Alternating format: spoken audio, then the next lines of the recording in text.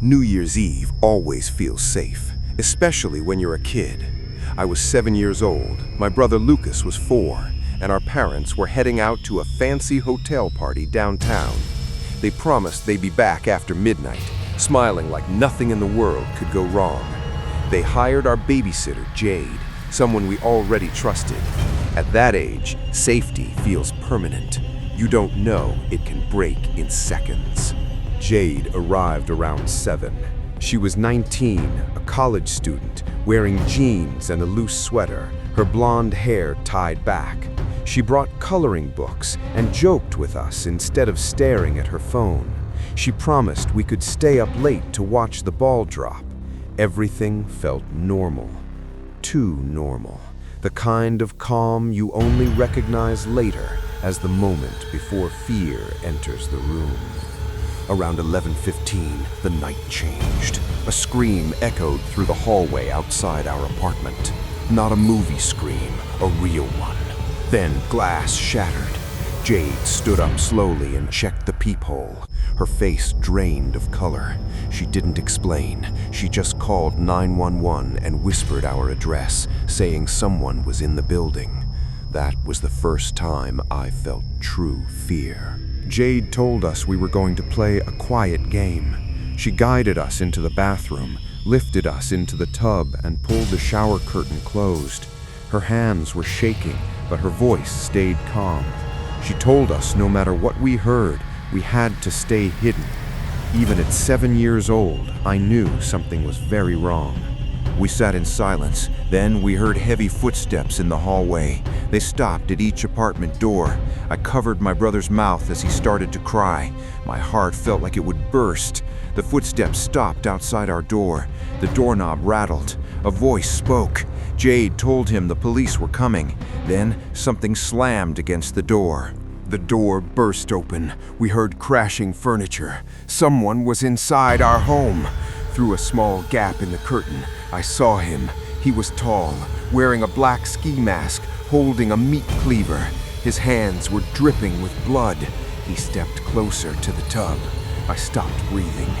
Then Jade screamed. She ran. She pulled him away from us, yelling for him to follow her. We heard footsteps racing toward the stairs. Moments later, sirens filled the night.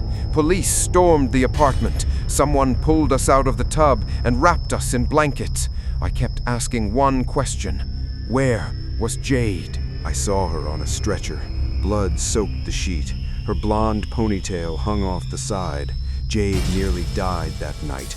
Broken ribs, a fractured skull. She had put herself between 2 children and a monster. The man had just been released from prison and was attacking doors at random. Jade survived, but she never babysat again. She moved away. My parents paid her medical bills, but nothing could repay what she did. Even now, decades later, that night still lives inside me. Fear never really leaves once it finds you as a child. Every New Year's Eve, my brother and I meet Jade. We watch the ball drop together, not to celebrate, but to remember the night a 19-year-old girl saved our lives. Some heroes don't wear uniforms. Some just refuse to step aside.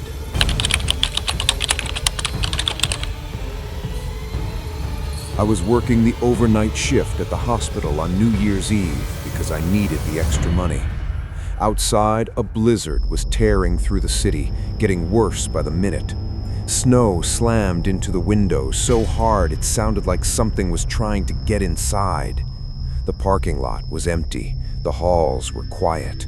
Nights like that make you feel alone in the world, like help is very far away. Just after midnight, someone slammed into the front door. I jumped. A man stumbled inside, soaked in blood, breathing fast, shaking like he might collapse. He said he hit a deer and crashed his car in a ditch. As I helped him sit down, something felt wrong. His eyes never stopped moving. They scanned the doors, the windows, the phone on the wall.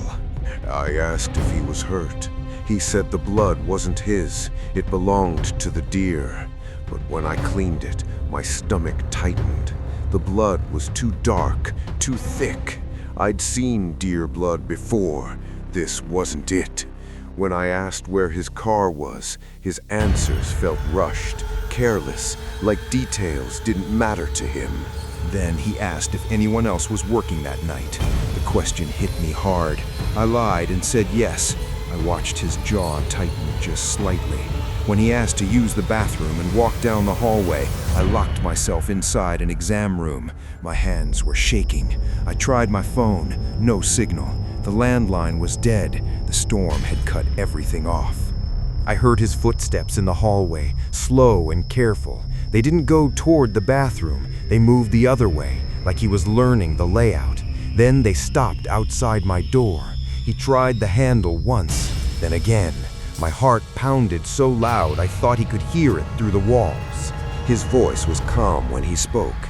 He said it wasn't a deer.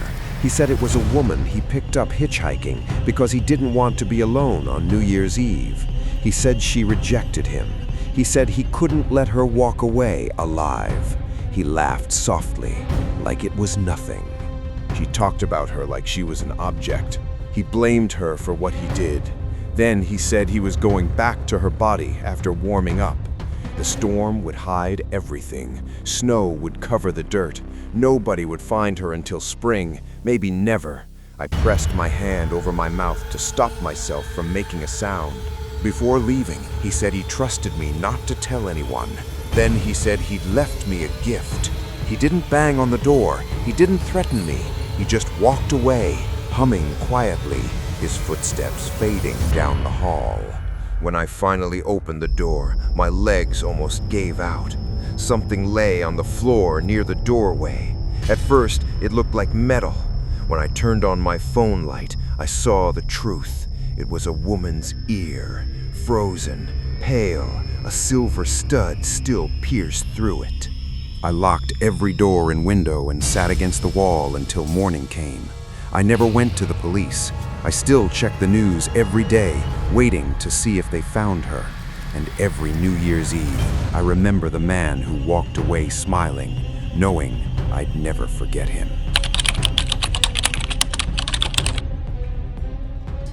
Norman and I had only been dating for a month when he convinced me to spend New Year's Eve with his family at their farmhouse. It was hours away from the city, deep in the woods. No neighbors, no signal. The lake nearby looked black even during the day. The moment we arrived, I felt like I'd stepped somewhere I didn't belong. His mother rushed out and grabbed me like she'd known me forever. Inside, the house smelled old, mixed with something sweet and rotten. The walls were covered in strange photos of people staring straight ahead with empty eyes. No smiles, no warmth, just watching. At dinner, his uncle stared at me non-stop. His mom touched my hair, my shoulders, my wrist. Every time I tried to pull away, she held tighter. When I said I was full, she forced more food onto my plate, smiling like it was kindness. Then his father asked if my parents knew where I was. The question froze me. I looked at Norman, but he wouldn't meet my eyes. My stomach twisted. That's when I knew this wasn't just an awkward family dinner. Something else was happening. They brought out a cake that said "Welcome to the family," written in red frosting. Then Norman's father pulled out a small box. Inside was a ring with a dark stone that swallowed the light. Norman dropped to one knee and asked me to marry him. I said no. I laughed nervously and said it was too soon. The room changed instantly. Smiles vanished. His mother's voice turned sharp. His father stood up. Norman grabbed my wrist hard when I tried to leave. They pushed me into a chair. His uncle grabbed my arm. His father moved the ring toward my finger. I begged them to stop. Panic flooded my body. I felt trapped, like I was being swallowed by the house itself. Desperate, I lied. I said my parents had to be there for the proposal. I said it was tradition. They hesitated. Norman finally let go and grabbed the car keys to go get them. As he turned his back, I felt my chance. As Norman leaned in close, I grabbed a fork from the table and stabbed it into his eye. He screamed and collapsed. I grabbed the keys and ran. I didn't look back as I jumped into the car and drove into the dark. I drove for over an hour before I could stop shaking. I never went to the police. I moved back in with my parents and disappeared from Norman's life forever. Some families don't let you leave, and sometimes surviving means becoming a ghost. If you like this video, don't forget to subscribe my channel. See you on next videos. Till then, goodbye.